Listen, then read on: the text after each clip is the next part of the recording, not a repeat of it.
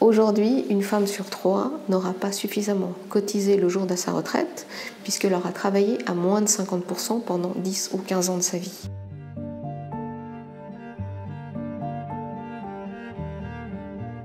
J'ai 58 ans et depuis quelques temps, je me pose des questions sur ma retraite. Eh bien, je n'aurai peut-être pas le confort que j'ai aujourd'hui, le jour de ma retraite. Jusqu'à 55 ans à peu près, je ne m'étais pas trop posé de questions. J'ai 3 enfants, donc je suis seule avec ces 3 enfants depuis une quinzaine d'années. Donc j'avais des priorités au jour le jour. J'avais le nez dans le guidon, quoi. On ne calcule pas, on ne va pas se dire qu'est-ce qui va se passer dans 5 ou 10 ans. Le point de rupture, c'était toujours et encore l'arrivée du premier enfant.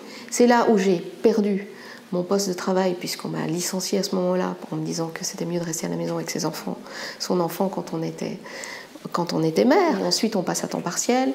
Et puis après, on a un deuxième enfant, un troisième enfant. Chaque fois que j'ai eu un enfant, j'ai dû changer de poste. Et ça a eu des répercussions, évidemment, sur mon parcours professionnel et sur ma prévoyance. La première fois que j'ai calculé mon deuxième pilier, suite à une très longue période de temps partiel de 12 ans, 15 ans, eh bien, je me suis rendu compte que le temps partiel avait une répercussion, enfin c'était dès qu'on baissait de 30 ou 40 ou 50% son taux d'activité, ça avait une répercussion presque exponentielle sur le niveau de sa prévoyance. Donc, prenons un exemple, vous avez un bon salaire, 8 000 francs par mois. Voilà, vous êtes à mi-temps, vous avez 4 000 francs brut, vous cotisez sur 2 000. Vous êtes à plein temps, vous cotisez sur 6 000, donc vous cotisez 3 fois plus. On travaille 2 fois plus, on cotise 3 fois plus. Donc ça a une répercussion énorme sur la prévoyance. Donc quand on sait que la plupart des femmes, un tiers des femmes, travaillent à moins de 50%, vous pouvez imaginer que la plupart du temps, elles ne cotisent pas au deuxième pilier. Quant au troisième pilier, personnellement, avec 3 enfants, je me suis toujours dit, je n'ai pas suffisamment d'argent pour mettre sur le troisième pilier. Maintenant, pour qu'il y ait une vraie incidence sur le travail des femmes au moment de la retraite, ce n'est pas à 64 ou 65 ans, c'est tenir compte de tout ce qui est soin, de toute la charge mentale des femmes, de tout ce qu'elles font pour la société, parce qu'elles élèvent des enfants, parce qu'en diminuant leur taux de travail, elles passent du temps avec leurs enfants. Quand elles ont 55 ans et plus, elles s'occupent de leurs parents qui sont en fin de vie. Et c'est elles encore qui s'occupent énormément, comme proches aidants, de leurs parents.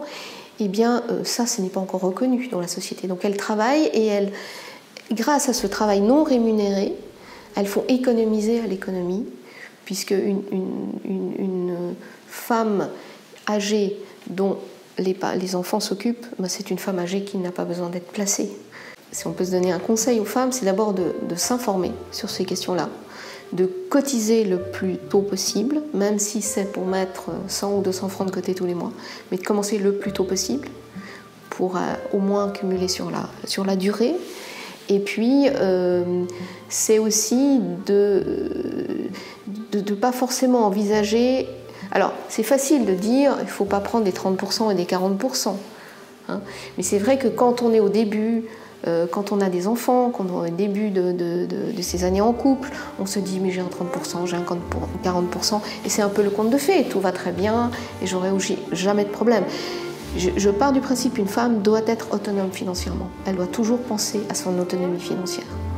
Alors ce n'est peut-être pas solidaire au niveau du couple, mais c'est quand même quelque chose d'important. C'est de se dire est-ce qu'avec ce salaire-là, je peux vivre? C'est pas seulement aujourd'hui, mais aussi demain.